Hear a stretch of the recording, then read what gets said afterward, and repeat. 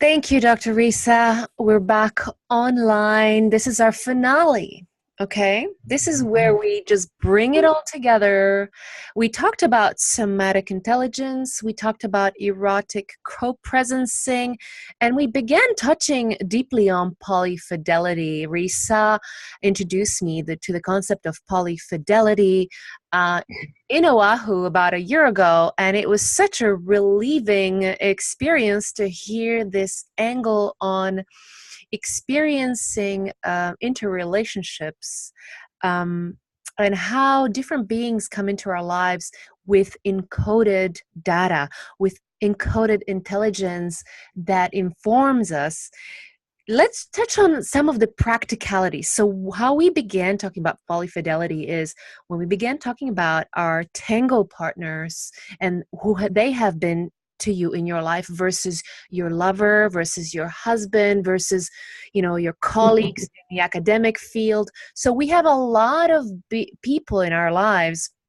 Let's make it really practical. What does polyfidelity look like in practical terms for us? Well, I have had many different experiences with polyfidelity, and the beauty of it is that it doesn't have to look like anything. In fact, in every different phase of our life, and with different relationships, it's going to look differently, and it should look differently because it should be congruent with, when we meet people, the tendency is to try to fit them into the Procrustean bed of what it is that we think we need or want. And what doesn't fit, we try to chop off. And when it doesn't, when it's not behaving well because it doesn't want to fit in our box, then we blame it for not loving us the right way, and the unfortunate, you know, uh, way that came about was really in this idea of nuclear family and the way that property was passed on through, marriage and ownership and so on. And it is not really a matrilineal kind of way. It's not organic really to our to our biological systems or our psychological systems. And the kind of isolation that we have in these nuclear families is such that there's never enough. And we need more. Of course we need more. And there's nothing wrong with needing more. The challenge comes when we're trying to get it from one source. It's like we're trying to suck dry one breast, rather than realizing that we can be feeding off the cosmos all the time, right? And when we give up this identification with that one person that is supposed to supply us with everything that we need to thrive, and we begin to open ourselves to receive in each moment the nourishment and the gift that this moment, the present, present meaning gift, that the universe is offering up to us, and we can drink in what is delicious to us in that moment, and then extend from there our expression of what it is to have received the infinite is our way that we're kissing back to the universe and kissing back to God. One of my favorite mystics, Meister Eckhart, who was almost, killed during the Inquisition because he was so radical as as a mystic, basically. He got up and gave a sermon on Christmas morning in, Germany in the 12th century and said, what good is it to me if Mary gave birth to Jesus if I don't give birth to God, right? And his favorite term for the soul was wife, because he said, of course, if you're going to receive the infinite, you have to be virgin, right? You have to be in this moment completely open and new and innocent, and the real expression of gratefulness for having received God is your fruitfulness. It's the way you give birth to God, right? And so this is what I feel like we're here to do together.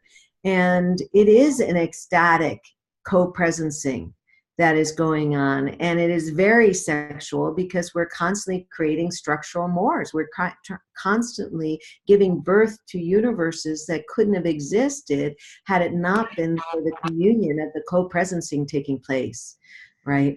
And so in my mind, where we start is on the silent level of experience and start to awaken our somatic intelligence, because this capacity for a communing experience, or what we call presencing, can expand through the silent levels of our experience, and as we get into greater and greater differentiation, meaning being able to sense change and movement in what we originally had experienced as solid and fixed and separate and so forth.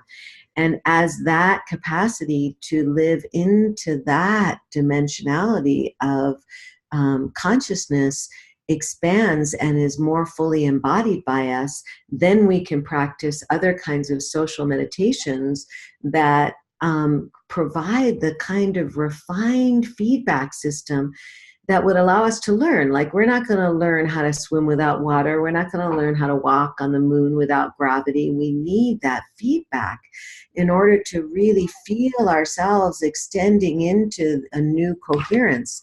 And so we can create that kind of semnasium together, that way of exercising meaning in such a way that we stay awake and alive, lucid in that diurnal dream together. And we need to then learn how to take it into dialogues with oneself, and writing is one of the best ways to deepen that. So creative writing and other kinds of expression, it could be painting, it could be all kinds of things. And then dialogue with one another, and we can practice dialogue as a form of social meditation, in which the incoherencies that are inherent in our system of thought can be revealed, and we can develop a proprioception of the feeling and meaning that we're living, so that it has all the same qualities of somatic intelligence. It becomes self-sensing, it becomes self-correcting, it becomes self-organizing, it becomes self-renewing. We're constantly renewing our sense of meaning, rather than living in pre-cognitive commitments that we made of, common sense reality that is really mistaken for the ground. And so we can learn to practice that together with a fidelity. And so through the intimacy of the shared sensing, and one of the social meditations I love to practice is through tango.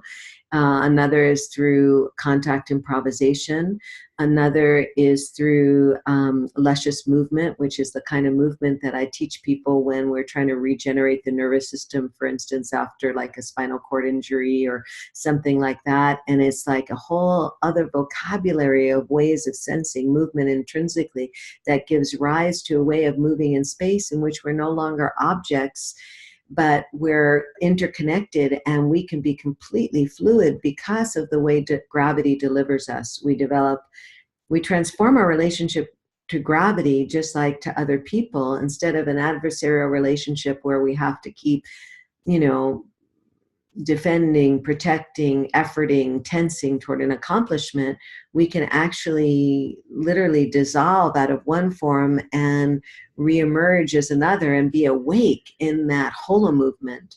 And so we'll be practicing through movement, through verbal dialogue, through expressive arts, these practices that will allow us to not just have peak experiences of unitary consciousness, but actually make it the new ground of our being.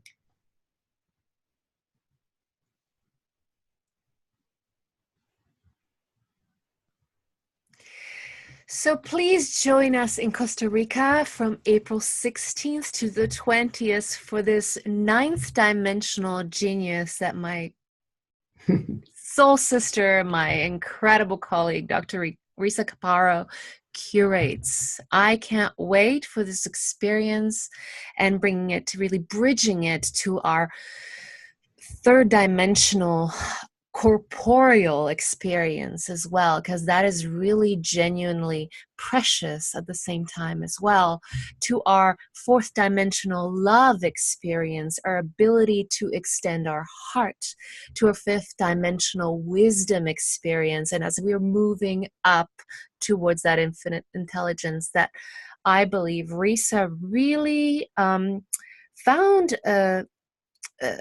a way to really bring that into experience. And I'm just so honored to be curating this this beautiful retreat in Costa Rica from April 16th with you. I just can't wait. The train just can't move fast enough. I wanted to share one other thing that because this was so last minute, and I know it's really going to be challenging for people to, change their schedules and get last minute flights and so forth. I really wanted people to.